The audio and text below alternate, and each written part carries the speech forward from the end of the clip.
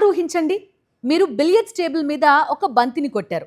అది నేరుగా వెళ్ళి మరో బంతిని తాకాలి. కానీ అలా తాకకుండా టేబుల్ అంచుల్ని తాకుతూ దిశ మార్చుకుంటూ నెమ్మదిగా వేగం పెంచుకుంటూ దాదాపు 18 నెలల తర్వాత తన లక్ష్యాన్ని తాకింది. ఇది సినిమా కాదు, నిజంగా అంతరిక్షంలో జరిగింది. ఒక రాకెట్ తన మిషన్ పూర్తయ్యాక దాదాపు సంవత్సరంన్నరకు పైగా అంతరిక్షంలో ఒంటరిగా తిరిగింది. చివరికి భూమికి 3,85,000 కిలోమీటర్ల దూరంలో చంద్రుణ్ణి ఢీకొట్టింది. మరి ఆ రాకెట్ ఎవరిది? ఎలాన్ మస్క్ కంపెనీ స్పేస్ ఎక్స్ది ఆ రాకెట్. అయితే అసలు ట్విస్ట్ ఇక్కడే ఉంది. ప్రపంచ శాస్త్రవేత్తలు ఈ ప్రమాదాన్ని చూసి షాక్ అవ్వలేదు, పైగా సెలబ్రేట్ చేసుకున్నారు. ఎందుకు ఈ సెలబ్రేషన్స్? ఎందుకంటే వాళ్ళు కోట్ల డాలర్లు ఖర్చు పెట్టినా ఈ ప్రయోగం చేయలేరు.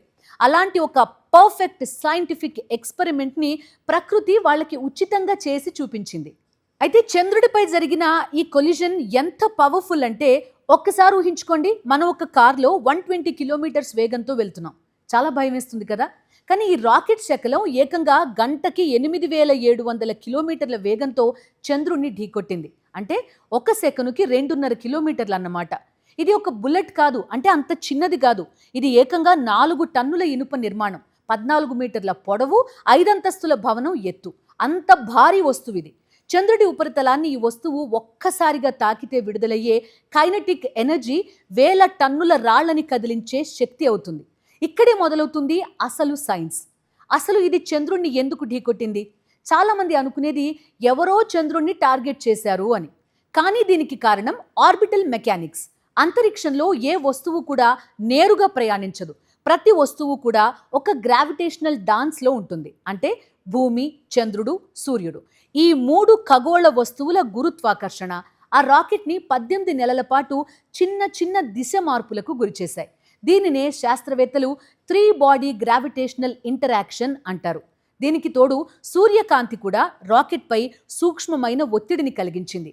దీన్నే సోలార్ రేడియేషన్ ప్రెషర్ అంటారు.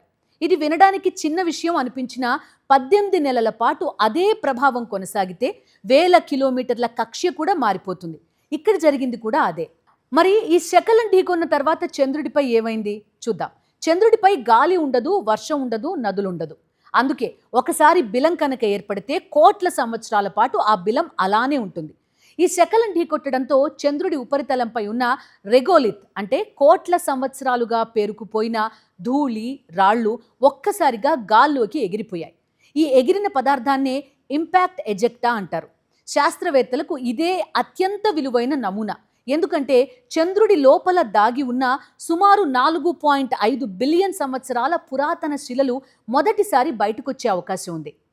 అయితే ఇదంతా చూసి ప్లానెటరీ జియాలజిస్టులు ఎందుకు ఎగ్జైట్ అవుతున్నారు? సాధారణంగా ఒక కంట్రోల్డ్ ఇంపాక్ట్ ఎక్స్పెరిమెంట్ చేయాలంటే $100 మిలియన్ ఖర్చు అవుతుంది. కానీ ఈసారి వారికి అన్ని వివరాలు ముందే తెలుసు. రాకెట్ బరువు, వేగం, దిశ, ఢీకొట్టిన కోణం, ప్రాంతం, అంటే ఫిజిక్స్లో చెప్పే అన్ని వేరియబుల్స్ తెలిసిన ప్రయోగం ఇది.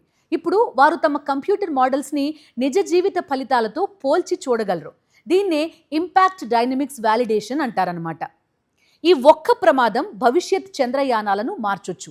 నాసా ఆర్టెమిస్ మిషన్ ద్వారా చంద్రుడిపై మనుషుల్ని మళ్లీ దించేందుకు సిద్ధమవుతోంది. చైనా తన మూన్ బేస్ ప్రణాళికతో ముందుకెళ్తోంది. భారత్ చంద్రయాన్ విజయాల తర్వాత తదుపరి చంద్ర పరిశోధనలకు సిద్ధమవుతోంది.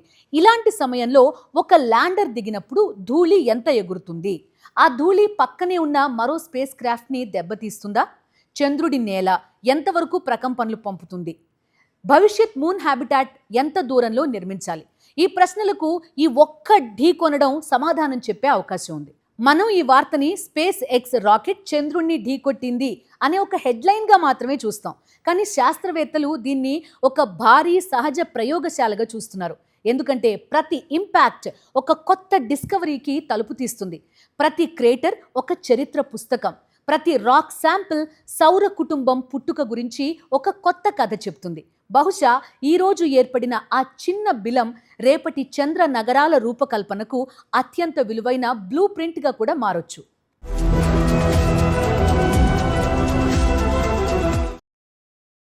మరిన్ని అప్డేట్స్ కోసం ఛానల్ను సబ్స్క్రైబ్ చేయండి.